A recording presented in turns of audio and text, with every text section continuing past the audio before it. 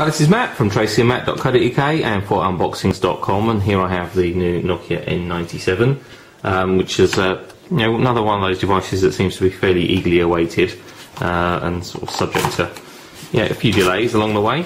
So let's take a look inside. As you can see, Nokia are pretty good with their presentation. The box is attractive looking, and inside it's kind of nicely presented. So you have the handset itself immediately on top, which we'll take a look at in a bit more detail in just a second. We also have what seems to be an extremely large battery, which is actually a 1500 mAh battery, so not massive capacity, but it does seem quite large. I suppose it's because it's fairly thin. As I say, 1500 mAh there. And also, we have a stylus. Now, there's a lot of debate around the web as to whether or not the N97 would, in actual fact, have a stylus. So it does have this kind of small, non-telescopic, just tap. Well, it's almost not like a stylus. It's almost just like something to touch the screen. That's a little bit more accurate than a finger. But anyway, I think that sort of resolves a few of the debates. It does have this stylus, which is sort of charm style, which you can actually attach to the handset. So what else is in the box? We have a micro USB to what looks like two different chargers by the looks of it. So there are two different connectors there. As you can see, one looks like to be almost like the micro style charge cable that is common with the newer Nokias, and one that looks like the older style, larger one there, and so that goes to micro USB, so it syncs over micro USB. Don't think this cable performs any other function than a charge.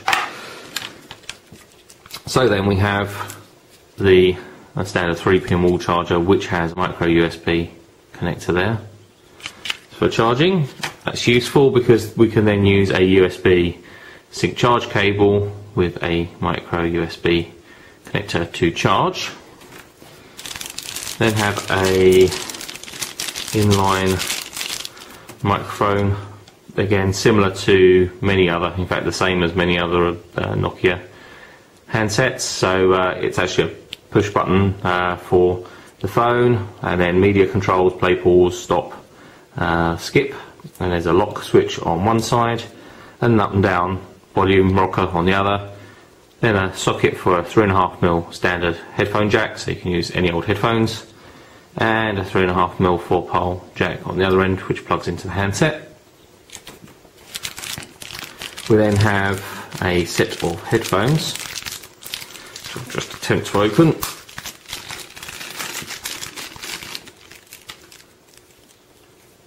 Which are again pretty Nokia standard. I've seen these with a number of other Nokia handsets. They are okay, not the best, not the worst. Adequate, I suppose, is the best way to describe them. Again, 3.5mm jack on that end. They're not bad. If you're really into music, I'm sure you'll have your own headphones, which you can adequately use with this handset. Then we have a screen cleaning cloth. Nothing really much to see there. Then we have Nokia CD with the AV suites.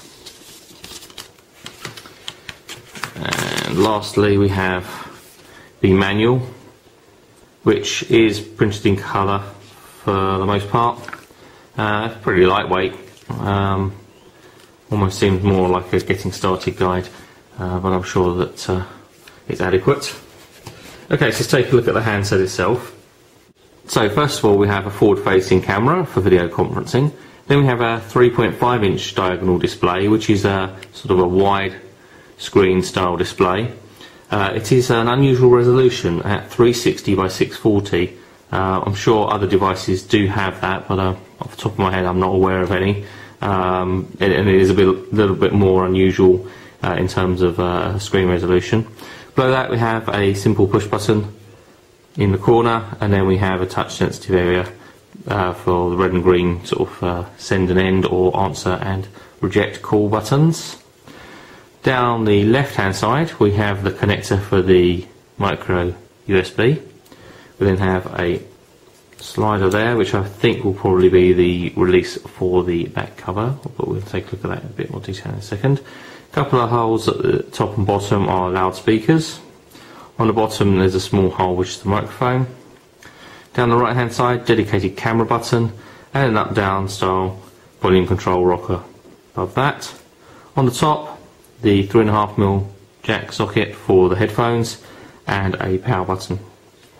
On the back we have a Carl Zeiss 5-megapixel autofocus camera behind a cover and a couple of LEDs for illumination, or you call flash. That's nice to have it under the cover like that. It does stop getting dust and rubbish and fingerprints all over the lens, so that's pretty cool to have that under a cover like that. You'll notice though there is no mirror for self-portrait, but that area around the camera there is pretty shiny, so if you do want to take pictures of yourself, I'm sure you could achieve it that way. Back cover then, back cover releases like so, just pops off. Doesn't look like that little spring there is to do with the back cover, so we'll look at that in a bit more detail in just a second. Micro SD card goes in here, just in the side. Obviously you have to remove the back cover to access that, as do the SIM card, which just slides underneath here, and the battery goes in just like so. It just pops in place, and then the back cover just pops back on. Back cover itself is fairly plasticky. I mean, obviously I know you appreciate that it is made of plastic, but it's quite soft, quite flexible. Don't know, just doesn't feel quite right for a Nokia of this sort of caliber.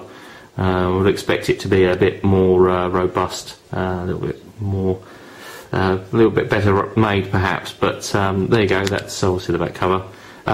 We have a sliding screen.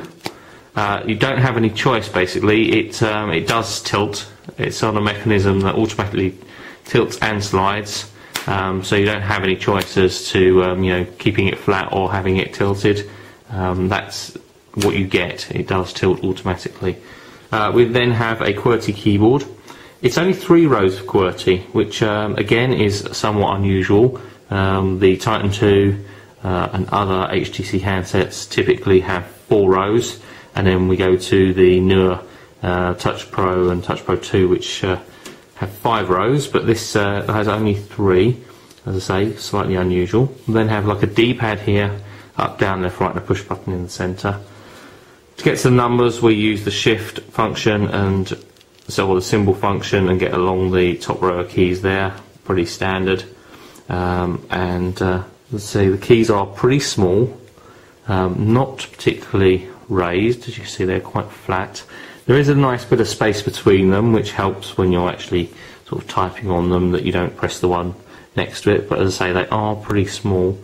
So with larger thumbs like I have, that might be something of an issue. But it does look quite attractive. The white accent around the whole of the fascia, and obviously much of the device, it's slightly pearlized or metallic-y in finish, and then it's shown off by the chrome around the bezel and around the side of the keyboard there, which does look quite nice, does look an attractive device. Even with the battery installed, not particularly heavy, only 150 grams, which is pretty good. Dimensions 117mm from top to bottom, 55 wide, and about 16mm thick. Pretty cool. It is quad band for GSM and tri-band for HSDPA and 3G, so it's pretty much going to work wherever you're going to take it. So we just power up. While powering up, just run down the rest of the spec. It's a Symbian S60 5th edition OS. This model has 32GB of internal memory, so very good. I would say, certainly on par with the newer iPhone, in fact, and more than adequate if you're going to be storing music and use it as a media player device. So pretty cool in that respect. Let me just set the date and time. I'm just going to kind of OK that. I'm not really terribly interested. The touchscreen isn't as sensitive as I had expected it to be. It does seem to want me to press it fairly firmly with my fingernail. I know I've only just done it a couple of times there, but that seems to be immediately apparent. So then we have this desktop or main screen, home screen type of arrangement, which is which is fairly new. I haven't seen a Nokia device that has this, and I'm sure people are going to correct me that it's on others, but you know, it's quite a nice layout with the time, and we have, you know, icons along the top here. We have Facebook immediately there, area for contacts, and set up email, new options, and obviously contacts down the bottom. Then we have our phone dialer. So it does seem to be that you have to press reasonably firmly on the screen to get it to respond to your touch. Not too bad. You have to be fairly firm with it, and every time I do press the screen, there is a small vibrate from inside, a sort of haptic feedback to tell me that I have pressed the screen, which is quite nice. And obviously when I'm dialing, there is the beep as well, the tones from the key press. In terms of applications, so we can go into messaging for our text messages, and then we have bookmarks for our web browser. We have Nokia Maps, because we do have a built-in GPS chipset. Then we have our media, which is now searching. Hasn't found anything shocking, because obviously nothing on there just yet. There is a built-in sensor, G-sensor in the device, but I assume that really only responds on certain applications, perhaps with text messaging. Nope. Does it expect us to do it like that? Okay, so when we actually open the display and use the QWERTY keyboard, it does rotate the screen, and then ultimately rotates back. But I do understand that there is a G sensor in there for auto screen alignment, and also a proximity sensor, which I pretty much assume that this piece at the top here must be proximity sensor, so that it reacts to, you know, when you put the phone down or when you put it near your ear, it dims the display and that sort of thing. So that's pretty cool. As I say, an unusual screen res of 360 by 640, but it does look rather nice, and it looks quite sharp, considering it's only 640 pixels from top to bottom, where we're actually seeing sort of 800 on some of the HTC devices. But it does look fairly high res just looking at it like that. We have built-in Wi-Fi, we have built-in Bluetooth 2 with A2DP. We also have support TV out, which you'll need an additional cable. Doesn't come supplied part of the package, but if you want to use TV out, there is a cable that you can have for that. As I say, there is a built-in GPS chipset, 3.5mm connector. That's obviously where you would plug in your AV cable. According to specification, the micro SD card slot supports up to 16 gig, although I suspect that 32 gig may be supported when they become available. 5 megapixel camera with a digital zoom of up to 14 times, and the secondary camera is of course just a VGA for video conferencing. Talk time is listed at up to 570 minutes for a GSM network, and standby up to 430 hours, which is pretty good. Finally, we do have a built-in stereo FM radio with RDS and visual radio support, and we can open Microsoft Office style documents with built-in viewers.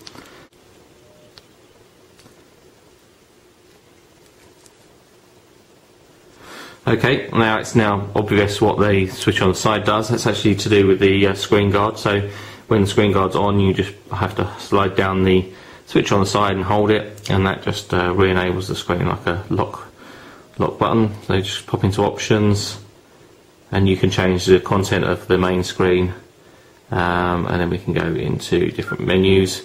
We have menus, so your standard sort of icon style menu structure with contacts and calendar, web browser, photos, TV and video, games, applications, settings, etc. We'll go through that a bit more detail when we actually come to do the full review.